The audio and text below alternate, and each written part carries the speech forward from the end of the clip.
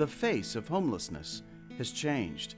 Today it includes families with children. It includes people who want to work and who want nothing more than to have a roof over their heads they can call their own.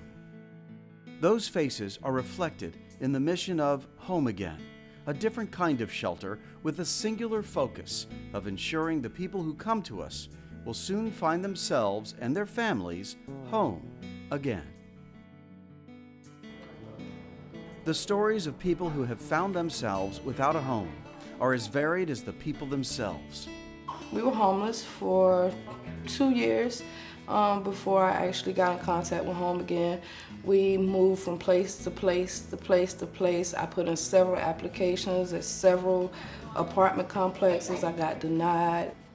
It was a very stressful situation. About 4 years ago, my wife died as a result of an accident, and that led me to basically start to turn to drugs as an escape to mask the pain that I was going through. My kids moved out and stayed with family, lost my house. I used the money to drugs instead of mortgage. Chloe got really sick with RSV after I brought her home with the NICU, and she was on life support at St. Mary's Hospital for 22 days on 2 different breathing machines, and I was not able to take her back to where she got sick. Unemployment had finally run out, but I had skills, but by the grace of God, my landlord, instead of evicting me, wanted me to work on his other properties. Henceforth, I basically had a roof over my head without having a threat of being put out in the street. Then we were surprised by a notice that he ended up losing the home in foreclosure. So I didn't know where to go. I was here for a week, and then I found a job at Pearlie's that's located right around the corner from here. It's a full-time job, so I could walk from here to work, and I was going to work at 5 o'clock in the mornings. After getting her job and settling into an apartment, Priscilla Minkins went back to the HomeAgain shelter, not to live, but to help. 2 weeks after I left the shelter, I came back and I volunteered cooking, and I've been volunteering cooking ever since. Why did you want to come back to volunteer? To help, just to help them out because of the way they helped me out, and to show other people that you can achieve what you want. Yeah, but you got it. This is the effect HomeAgain has on the clients we serve. Our rapid rehousing program distinguishes HomeAgain from the kind of shelters we've heard about for so many decades. Our goal is simple: get families and individuals into their own homes as quickly as possible. We have 3 shelters: a family shelter, a men's shelter, and a shelter for military veterans. HomeAgain serves more than 500 people a year, about a third of them children. More than 10% are veterans, and more than 70% of those who left a HomeAgain program went immediately to safe, affordable, and permanent housing. I was excited. I couldn't believe it. I was in disbelief, actually, how fast the process was, because it's like once I met with Miss Ann and I told her I liked the place, it was like, okay.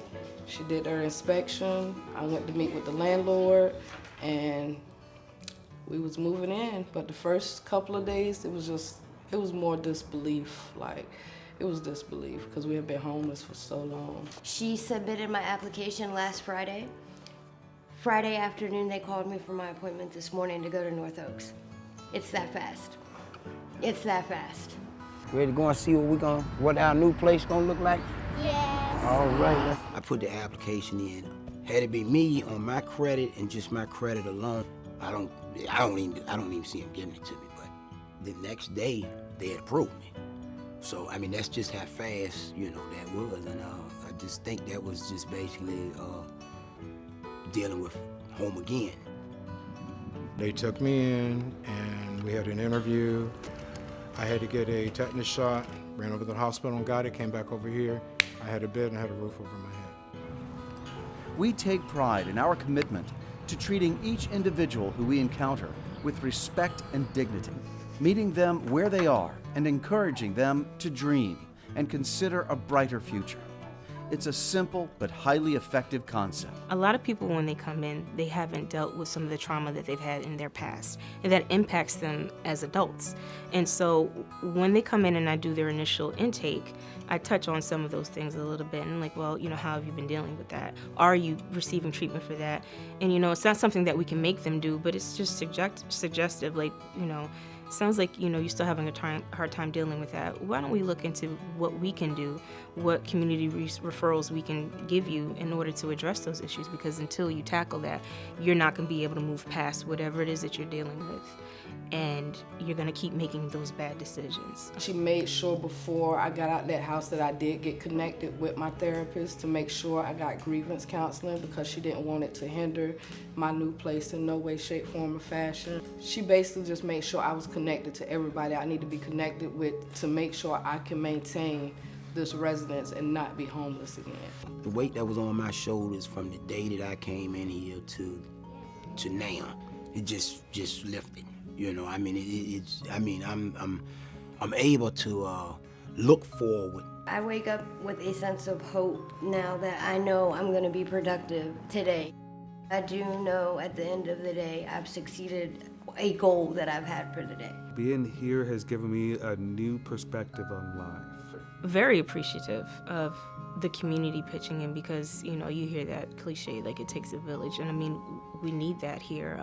The folks here, when they see folks come in donating or volunteering their time, they feel the love that they receive from the community, and it's genuine. It's not just, oh, let's just drop this stuff out. Like, people are interested in what they're doing here, what things that they need for their kids. Like, I can't tell you enough how it's all about the kids. Not that the adults aren't important, but you just feel for kids that are going through this, and I think that helps a lot to get the stuff that we need to get here. Is folks are worrying about kids and that, oh my God, they're in this situation. What can we do to help?